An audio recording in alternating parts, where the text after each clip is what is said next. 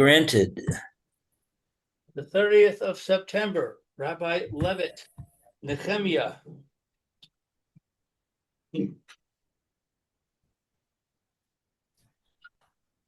Okay. Let's get a safer Nehemia.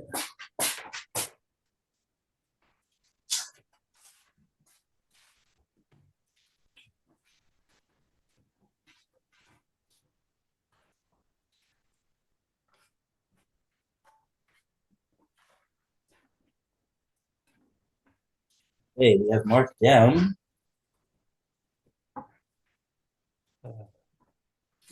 I don't think that we actually did Pasik Yud. Yeah, I had the feeling that we skipped that also.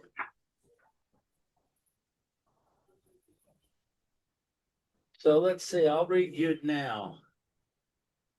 V'titain osos umofsim b'faro uv'chol avadav uv'chol am artso ki yadata ki hezidu alehem vatas lecha shem kihayom hazeh. You imposed signs and wonders upon Paro and upon all his servants and upon all the people of his land. For you knew that they had sinned willfully against them, and you brought yourself renown as clear as this very day. So the commentary says, you impose signs and wonders. This refers to the biblical passage. Hashem took us out of Egypt with signs and with wonders. Devarim. Ramban in also Devarim explains the meaning of signs and wonders. The os, the sign, refers to any occurrence foretold through prophecy. The word os is derived from ata, approached, also in Devarim. And see Ramban,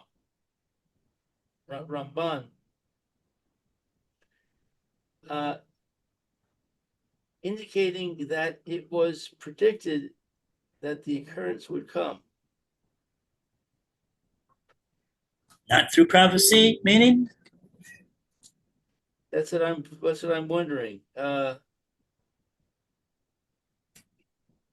Okay, it's not clear. It's the sign is prophecy. So yeah, prophet says the following thing is going to happen, and it happens. That's an oath. Right. So therefore, it's a prophecy. Oh, he's explaining the same word, oath. That's he's only explaining one word here. Right. Okay. No. So He's explaining signs and wonders. Osumov team. But in this paragraph, he's just talking about os. yeah. So in other words, this that it said that the oath is predicted by a prophet beforehand. He's just further elaborating that the word os comes from the word osa, that it approached, which indicates that it was something that was predicted, that the occurrence would come. And we're saying who predicted it? The Navi, because we're talking about the os, and you define the os as something that a Navi predicts, foretold by prophecy, and then the occurrence occurs. Right. That makes sense. So in Egypt, the punishment of Arov, mixture of wild animals that attacked the Egyptians, was predicted beforehand. When Hashem said, Machar yeh os hazeh, Tomorrow, this sign will come about. Shmos. Oh, very good. You see there? You see in the pasuk, Right.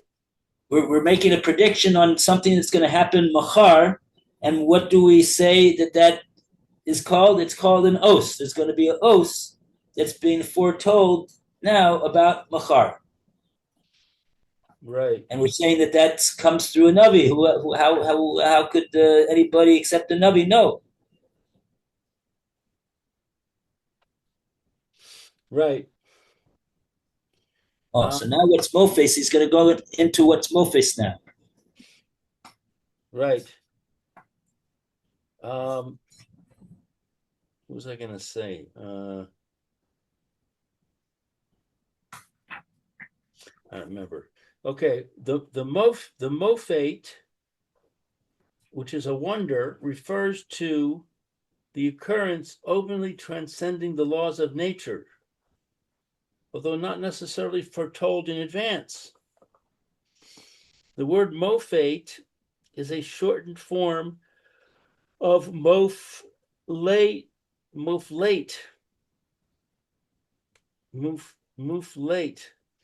marvelous or wonderful. The wonders in Egypt were Hashem's miraculous deeds performed without previous predictions, such as the changing of Moshe's staff into a snake before Paro. This was described by Hashem as Mofate. Okay. So nobody ever said this staff is going to turn into a snake. So it's not Right. it's not a sign. Right. Very But it's a interesting. Mofis because things like that don't happen. Right. It's a departure from the laws of nature. That's really the meaning of the word mufla is something that's is a departure. It's out of the out of the realm of the normal way things are. Right. Our verse, which describes the omens and wonders in the land of Egypt, corresponds to the previous statement. Verse 9. You observed the suffering of our forefathers in Egypt.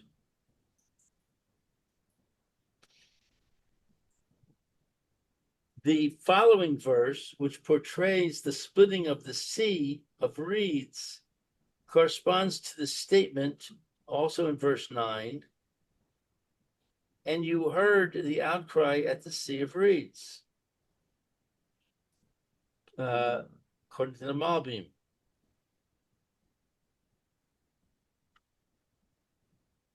For you knew that, I'm sorry? I'm just working out what it is that they're saying over here.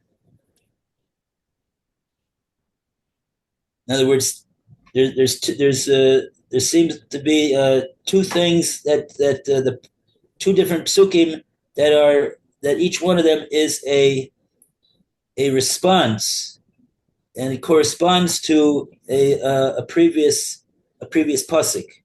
Things that what was said in the previous pasuk. There was suffering of our forefathers in Egypt, and what was the response to that? The omens and wonders in the land of Egypt. And then there was an outcry at the Sea of Reeds, and what was the response to that was the splitting of the Sea of Reeds. So we see beforehand they're making a correlation between these two things. Okay, Mayor, good morning. We're in the middle of the notes to Pasuk Yud. Oh, Yud. Now we're up to the bottom one on the left column. Kiyadata. Okay. Very good. Or you knew that they had sinned willfully against them. No injustice was done when the Egyptians were punished, for you knew that they had sinned willfully against them. Paro and the Egyptians had persecuted the Jews dreadfully. They intended finally to destroy them completely, as Paro commanded. Every Jewish son that will be born into the river, you shall throw him. Thus, the Egyptians clearly deserved God's punishment. Similarly, God was justified in hardening Paro's heart and denying him the choice to free the Jews. He punished Paro for his evil wickedness against the Israelites before, when he was free to choose between good and evil. The hardening of the heart was done later to permit God to reveal his wonders to the Jewish people.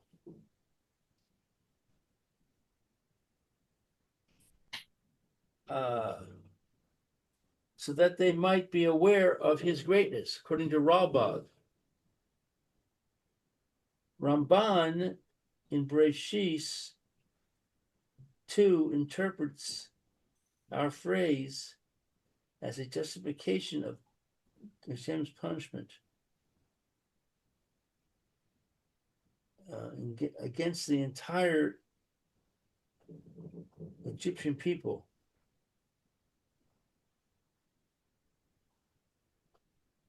Why were they punished? Ramban asks, when Hashem had already said to Abraham, your offspring shall be aliens in a land not theirs, not their own, and they will serve them and they will oppress them. Were the Egyptians not performing a mitzvah in fulfilling Hashem's will that the Jews be enslaved? Ramban answers that the Egyptians oppressed the Jews far in excess of God's statement to Abraham. Thus, I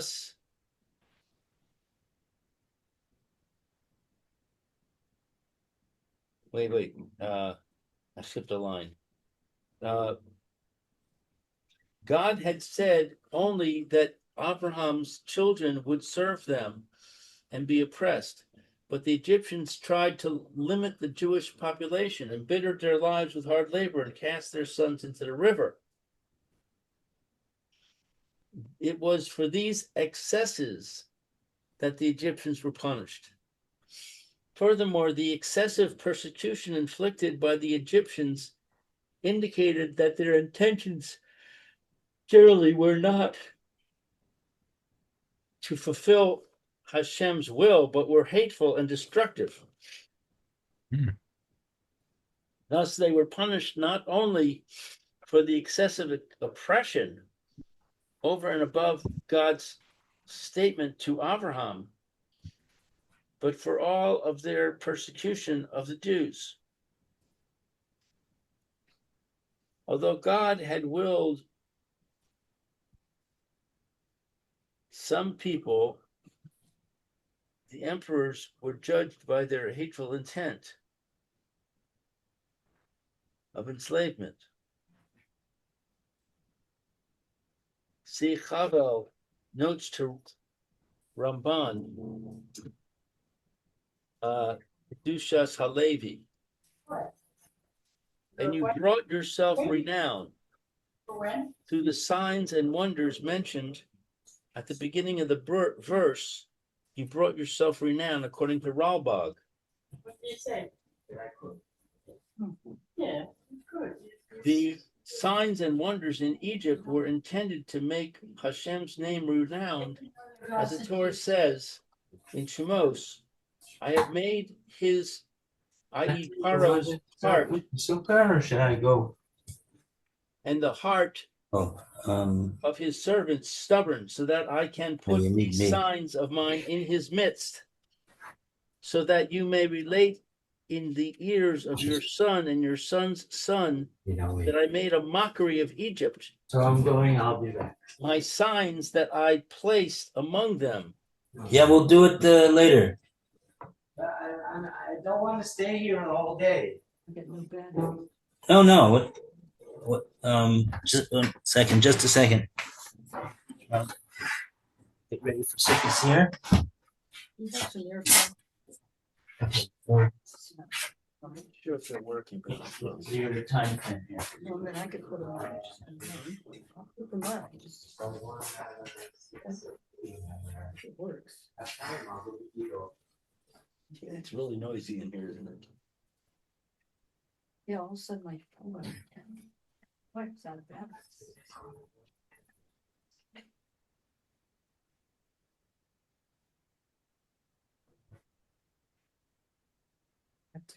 Something or not? Okay. How do I know? You have to get your computer and say something. Go into Zoom and you can test your audio.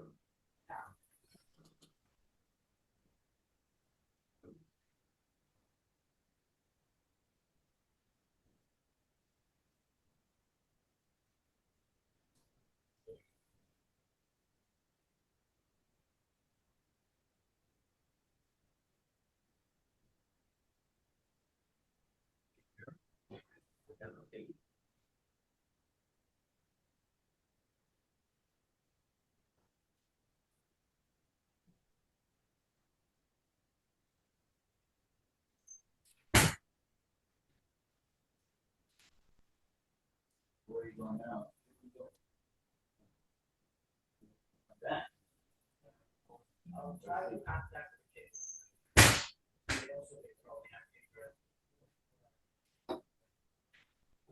No, at 12:30 I can help you.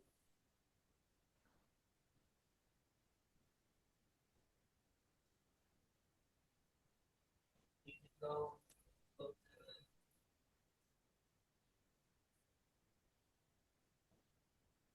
you get back.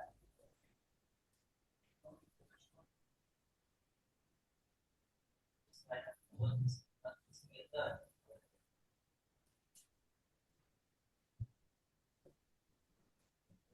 Where else you like?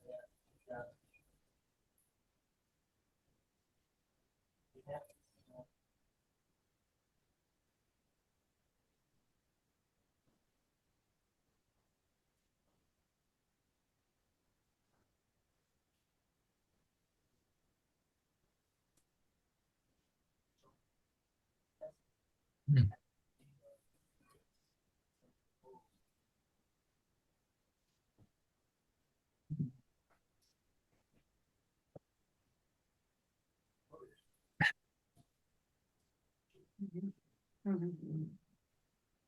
Mhm. Um, my computer got messed up, so I don't know where you are now. Good. Oh, so we skipped the other two, or I missed them all in 5 minutes? Okay. Thank you.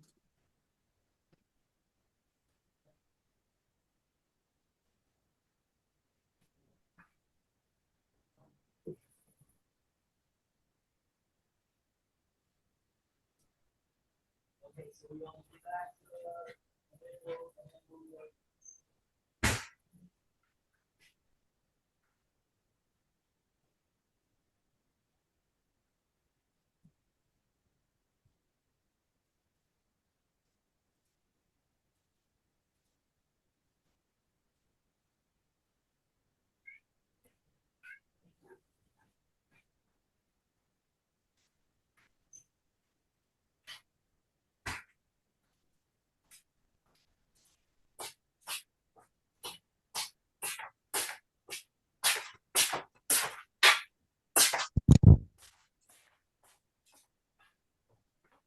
Okay.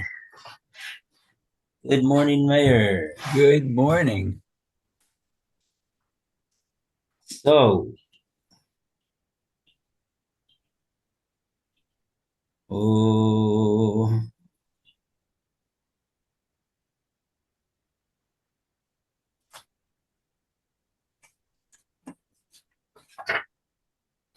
okay. So, in other words, it's interesting that the Taslach Hashem Kayom Hazeh.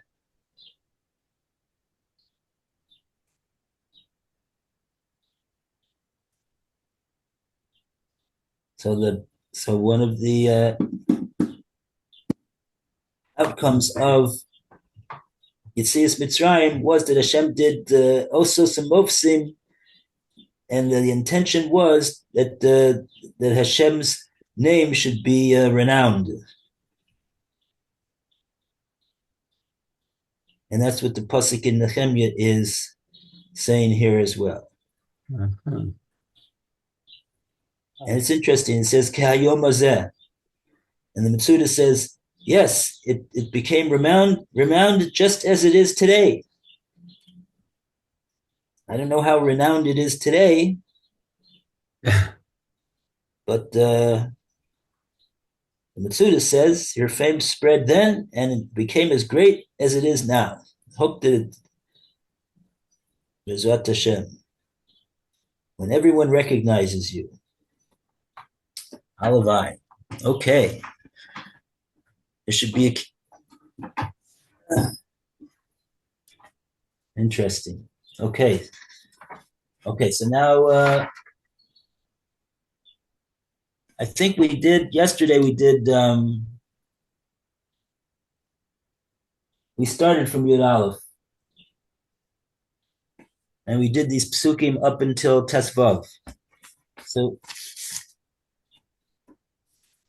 should we continue from Tesvav? Sounds good to me. Okay, Mayor, please, Tesvav. Okay. Says, let's see, Tetvav. V'lechem mishamayim natata lachem le're'avam umayim misela hotzeta lachem litz ma'am v'tomer lachem lavo lareshet et haaretz asher nasata et yadcha latet lahem.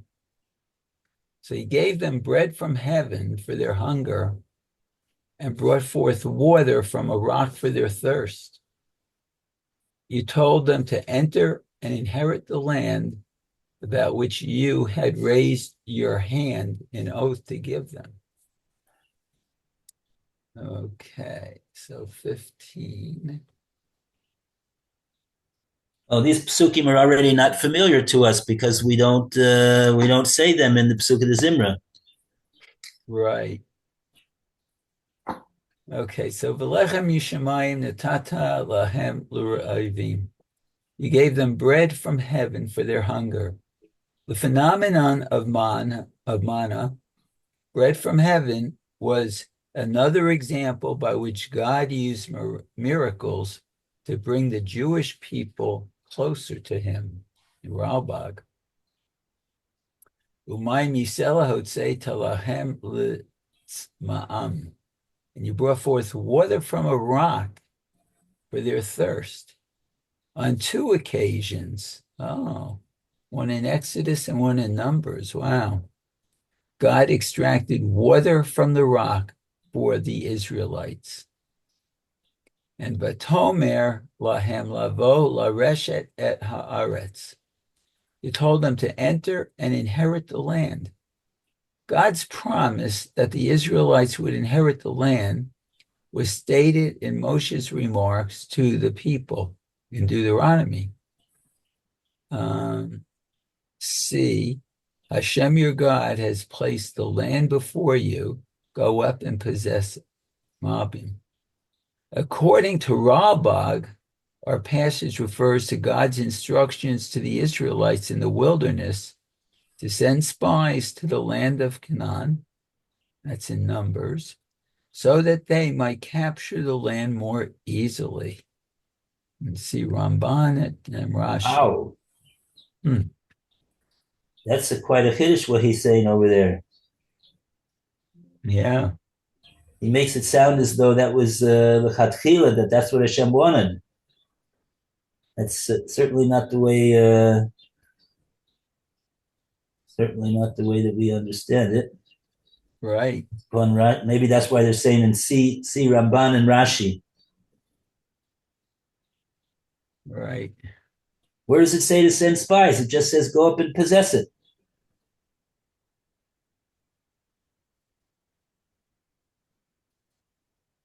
Mm-hmm. Wow. That's quite a Kiddush, the Ralbag. Huh. I'm not following. What's the Kiddush? They're saying over here, you see these words according to Ralbag. They're quoting a pasuk that Hashem said to Klal Yisrael. Moshe Rabbeinu said, "See, Hashem your God has placed the land before you. Go up and possess it." Right. Right. So they bring from the Ralbag that passage, our passage, which is our passage. Oh, maybe he's talking about the passage in Nehemia, is our passage. Ralbag is talking about our passage in Nehemia. You told them to enter and inherit the land. Okay, so that's the pasuk. That's our pasuk. According to the Ralbag, our pasuk refers to Hashem's instructions to Klal Yisrael in the Midbar to send meraglim to the land of Canaan. Okay, maybe. Okay, I mean, in other words, like it says in the Torah, it says Shlach Lecha. Hashem. Oh, I see the problem. I would maybe I'm taking the Ralbag not the way he meant. He doesn't mean to necessarily say that Hashem l'chatchila. Ideally, the ideal situation was that they should send spies. He's just saying that since the Klal Yisrael was making a whole big fuss, so Hashem said Shlach Lecha, send the spies. You know, if that's what you want to do, then send them. As far as if you're asking me what you should do, I say you don't need to do it. But I already promised the land to you. I already told you I gave it to you, and I told you it's a good land. What do you need to send spies for exactly? What are you doing over there? Right. But it says maybe the Ralbag is not saying that Hashem. He's just saying like it says in the psukim in Parsha Shlach. It says Shlach Lecha. You send. That's what you want. Send them. Fine. Send them. But Rabbi, it says in the comment, so that they might capture the land more easily. Yeah, so that's what it makes it sound like. That he's making the way that they're. The note makes it sound like the Ralbag is saying that Hashem told them this is what you should do. Right. But that's not the way that's certainly not the way the Ramban or Rashi understand what Hashem said. Hashem already told them, I'm giving you the land. You can rely on me. I got a good track record. But why does it say see Ramban to Rashi? Yeah, okay, let's take a look at what it says over there. That's a good idea. The Midbar.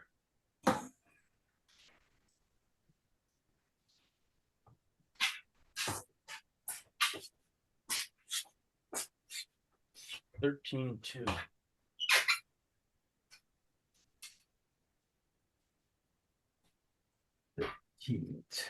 What's it?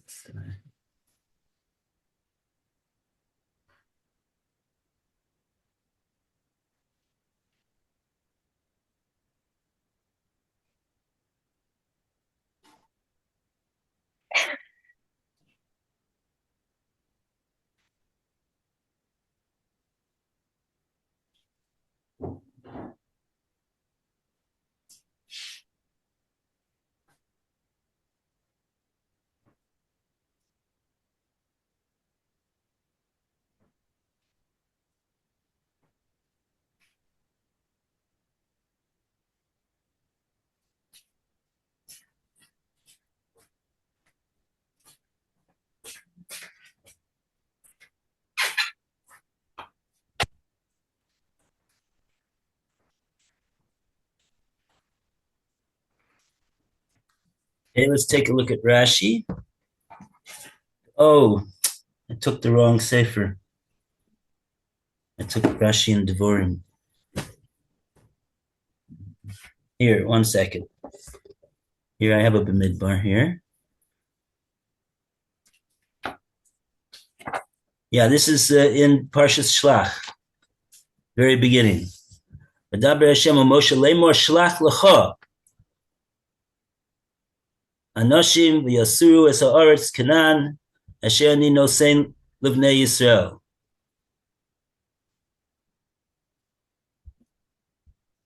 So Rashi says,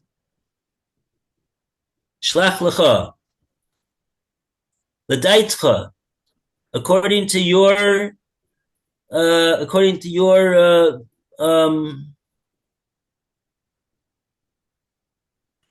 estimation, according to your understanding that you need to send. So fine. So send them. Ani, as for me, says Hashem, Eini mitzava lecha. I'm not commanding you to do this. In Tirtza, if you want to do that, so shalach. Okay, so send them. What's the background to this?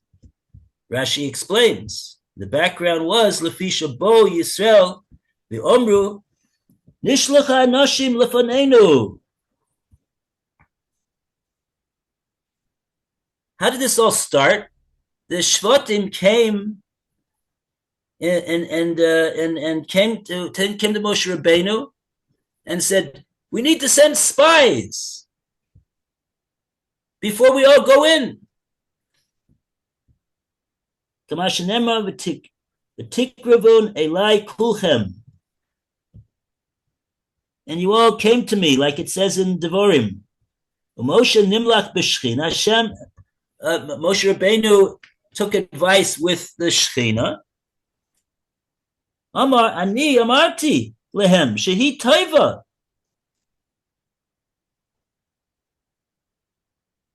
The Shechina, Hashem said, I told them that it's a good land. What are they checking out over there? What do they need to check out exactly? Shenemar ale eschem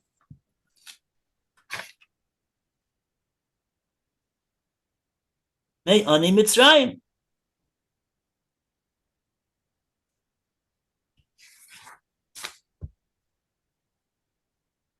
Says in that pasuk there in Shvos that I will bring you up from the Ani Mitzrayim, from the poverty of Mitzrayim, and up into Eretz Yisrael. I'm going to do that for you.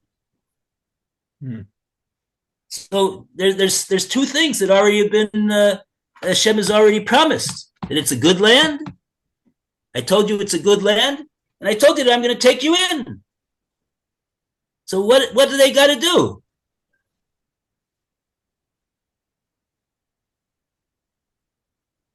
Rashi continues, and this is actually a Medrash Tanchuma over here that Rashi's quoting. So Hashem says, Chayehem, by your life. Hashem is taking a shvua over here. Chayehem. I take a shvua, shani nosein lehem makom litos, b'divrei maraglim, l'man lo Yeshua. I'm going to set up a situation where they're going to come to a stumble, and they will not end up inheriting these Meraglim. They won't inherit Eretz Yisrael. Eretz Yisrael is not for them.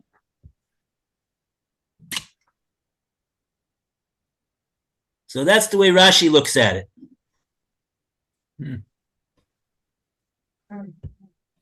So that's what I'm wondering, what the Ralbag is saying over here. It sounds like the art scroll is portraying that the Ralbag is claiming that Hashem told them that they should go in order to, like you say, in order to make it easier for them to conquer. Right. So, but it's clearly not the way Rashi is presenting it from the Medrash. What does Ramban say? Ramban?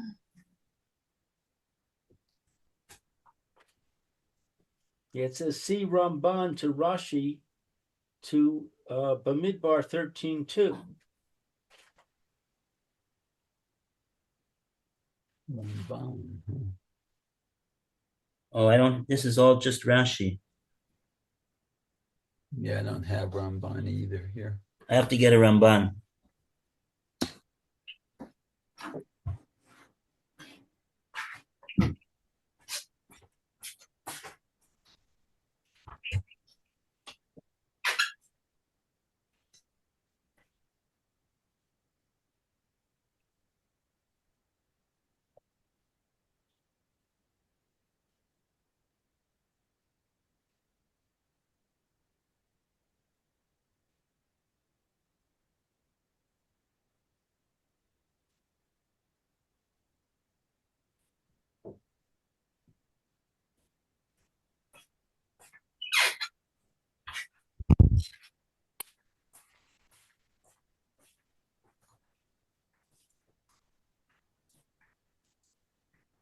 Ramban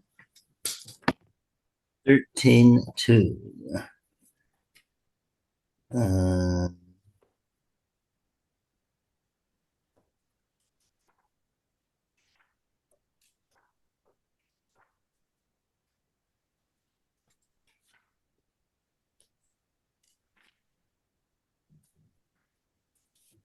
Says the Ramban. Oh, first thing he does is he quotes Rashi. Daitka ani eni mitzav lecha im tertz shalach lefi shebo Yisrael v'amru b'chulei. Brings what Rashi says.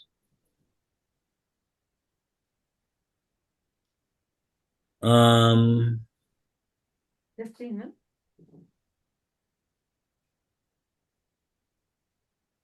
Lashon Rashi, V'divrei Agoda.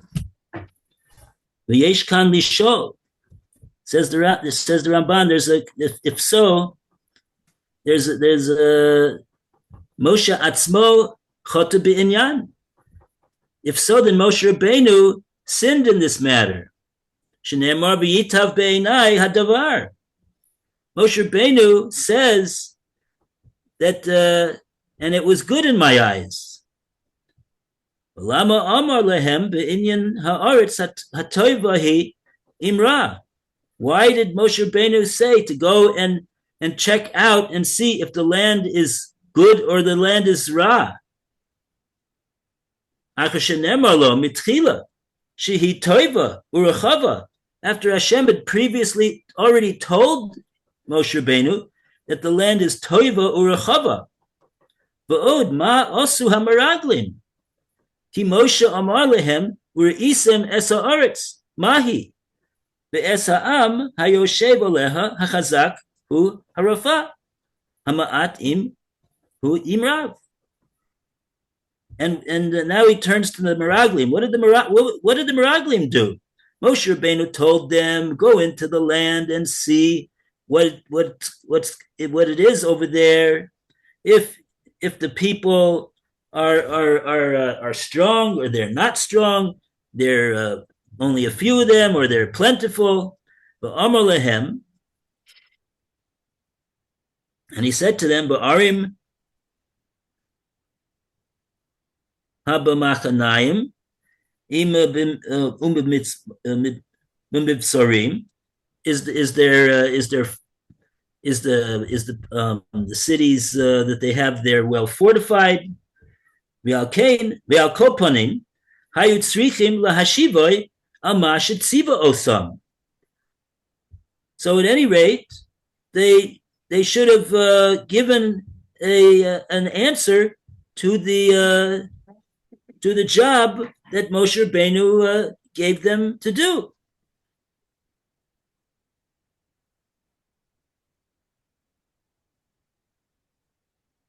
Meaning that they needed to do what it was that they did. Moshe Rabbeinu told them to spy out the land, and so that's what they did. So if so, ma pisham, what was ma pisham b'mat chatasam? What was their iniquity? What was their sin in doing what they did? They were just simply following Moshe Rabbeinu's orders to bring back the report that Moshe Rabbeinu asked them to do. Keshe amru lo efes hi az ha'am ha'arim b'tzuros gedolos.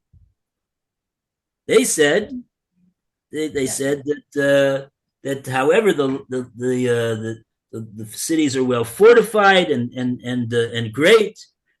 V'hi al manas shia idu lo sheker shalachotam. Did Moshe Rabbeinu send them in order to say lies?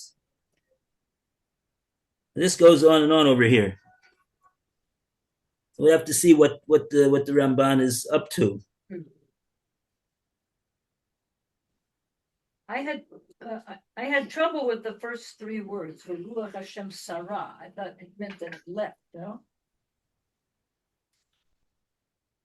This is a very long Ramban, I see.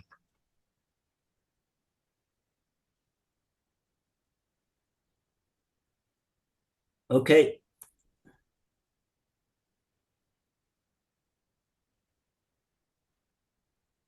The Seder. So that's it for now. Thank you, Rabbi. So tomorrow is Erev Yom Kippur. So I don't think I'll be able to come tomorrow. Oh, okay. Yeah, it's going to be a rough day to do that. So Okay, everybody what about should Sunday? have a good fast, Bez Hashem. And Sunday is Erev Erev Sukkot. So I don't know how that's going to work either. All right, and what about Friday? Friday, I have a Mivchan Dirshu. I have my Dirshu test, Mishnah Berurah. Oh, okay. All right, so how about Chol HaMoed? So we'll try to we'll try Chol HaMoed. We'll see what Should we try We'll be for in the touch. Friday schedule on Chol HaMoed? yeah should be able to do that at least a few days. How many days of Chol HaMoed are there exactly? Let's see.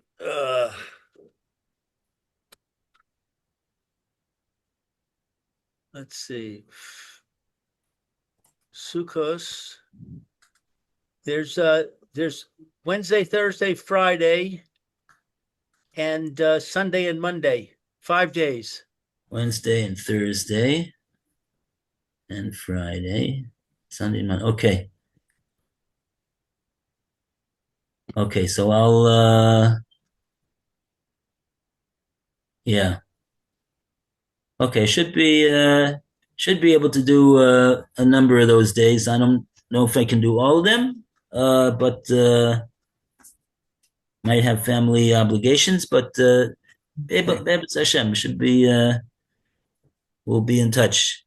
So we'll be in touch over after yeah.